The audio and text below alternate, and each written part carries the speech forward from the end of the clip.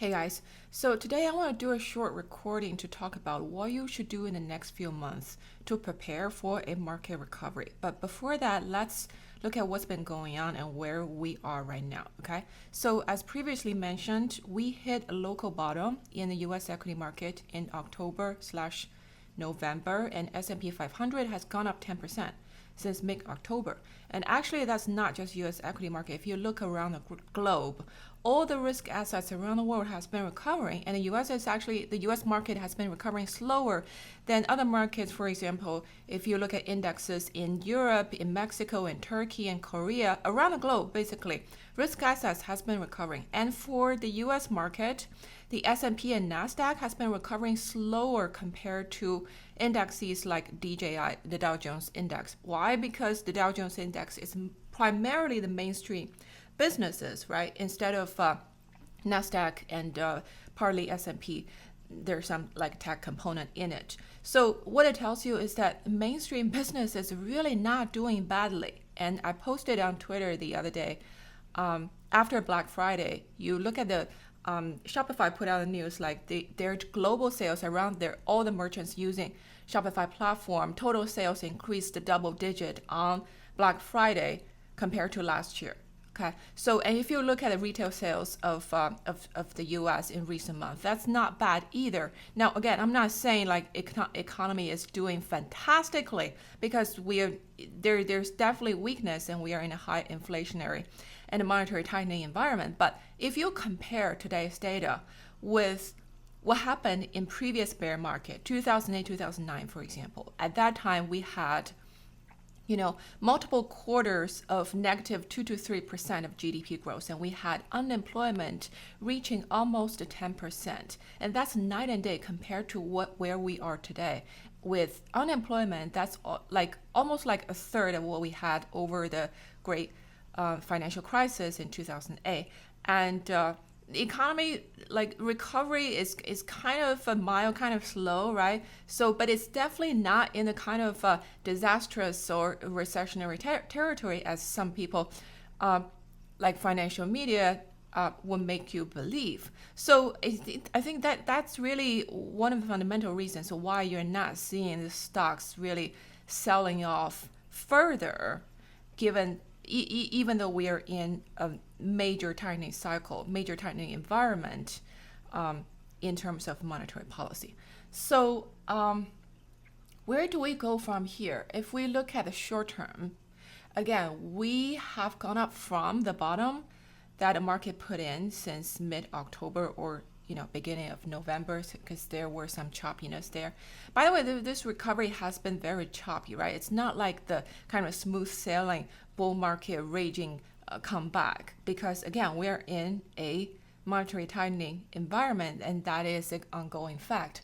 But if you look at it since mid-October, now market breadth is pretty high. Over 70% of stocks in the U.S. common stocks pool is now above the 40-day moving average, which is one of the market breadth indicators I'm looking at. And if you, in comparison, if you look at like the previous quote unquote bear market rally that we had, which is in July to August, that lasted about 2 months, with S&P went up 15%. Okay, and market breadth at the time went over to over 80% by mid-August. So we are almost getting there. Okay, so I think in the short term, a correction will be likely. We will likely see that sometime in December or early January. That would be my baseline. Okay, but again, these timing stuff is really hard to pin down. But in general, you see these bear market mini rallies from trough to trough, lasting about 3 to 4 months. Okay, so that's in the short term. I expect we will see a correction sometime around Christmas or January. Okay, we will have a Fed meeting in mid-December, but I don't think there's a major surprise there, because we probably see further tightening, but to a lesser extent. Okay, so I think that's the general expectation. I do not see a downside surprise from there. So, but if you look at the medium term, okay, so again, as mentioned, this type of like longish bear market lasts from 18 months to 24 months, and we are sort of in the second half of that. And it's possible that we have another leg down, and again, that will put us to February to early March. If we are counting, again, trough to trough of these bear market rallies is about 3 to 4 months. So if we are counting the trough beginning from, early November, that would give us another trough by February, March. Okay. So that's if we have another leg down. Will we have another leg down? I don't know, but there will be some sort of correction, between now to March for sure. I think. So that the definition of a leg down versus correction is just the extent of that drawdown, right? So that's pretty much it.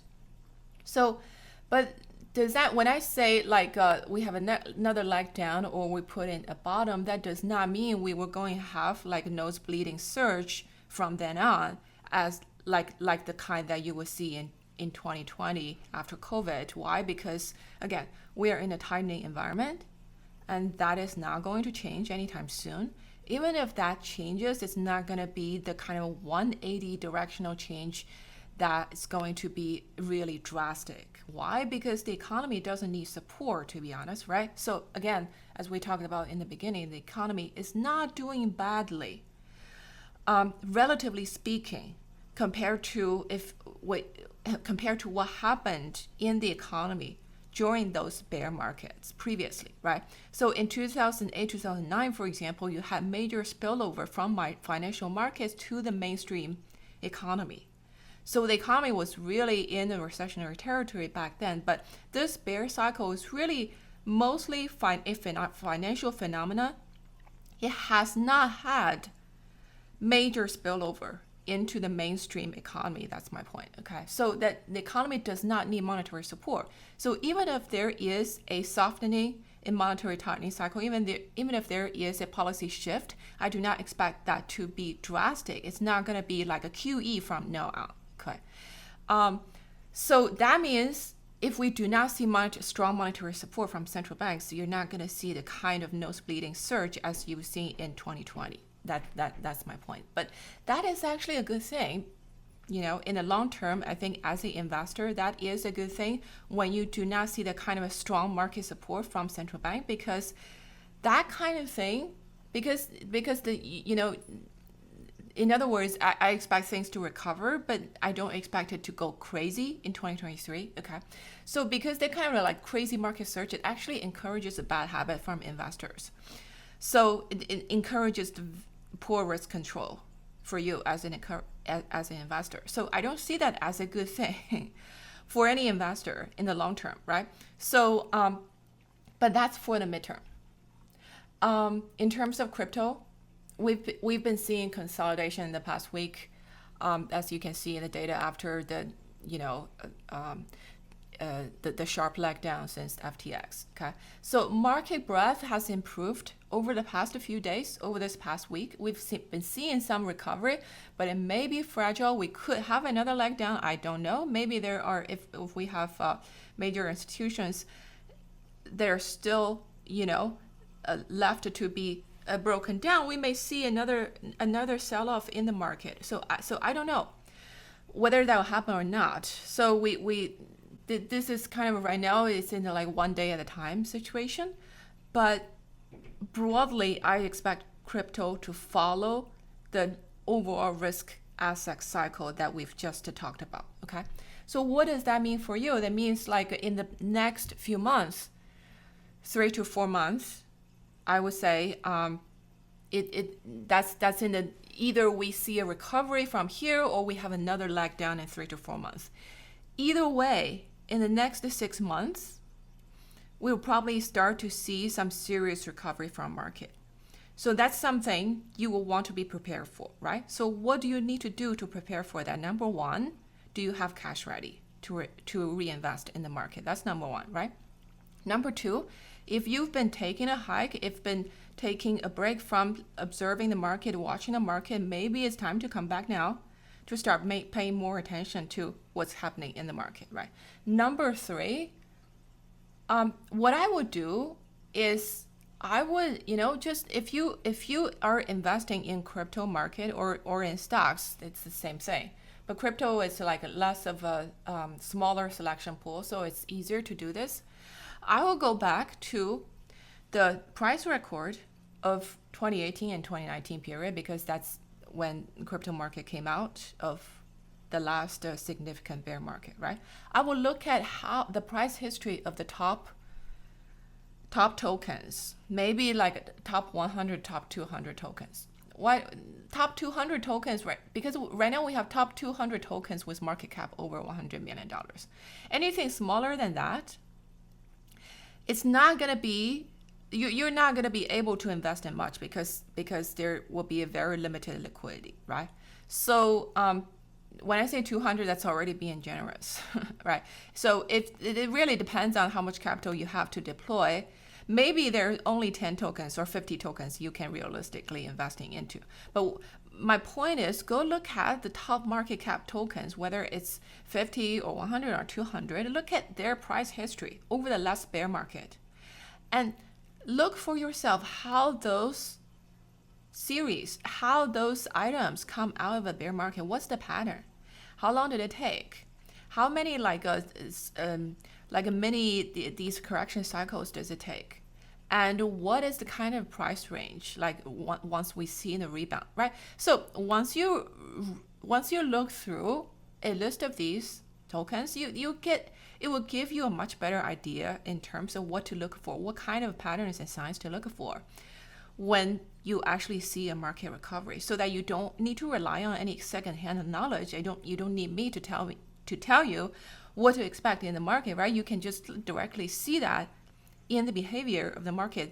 That's the like a first-hand information and knowledge that you can absorb without much actually time and energy investment. How long would it take you? I mean, to look through 200 tokens for the price record for over 2018 and 2019 period, it would probably take you, even if you're extremely slow, it'll probably take you a few hours at most. Okay, and I see that as a very worthy investment of your time. And if you are really into this, you can look at over, equity market recoveries over the last major bear market cycle. For example, you can look at 2008-09 bear market, and how did the equity market come out of their bear market situation? How long did it take? How many mini cycles did it take? What's the duration? What's the magnitude of these mini cycles? And that will give you like a much better understanding of the market structure when you experience some kind of like a significant turning point in the market, as I expect to see in the next 6 months or so. Okay, so that will be my to-do list to prepare for the market recovery. Number one is cash. Number two is you review the past history of how crypto or equity market came out of bear market recovery. And I think that will give you a lot of insight to help you prepare for the next few months. Okay, that's all for today. Talk to you later.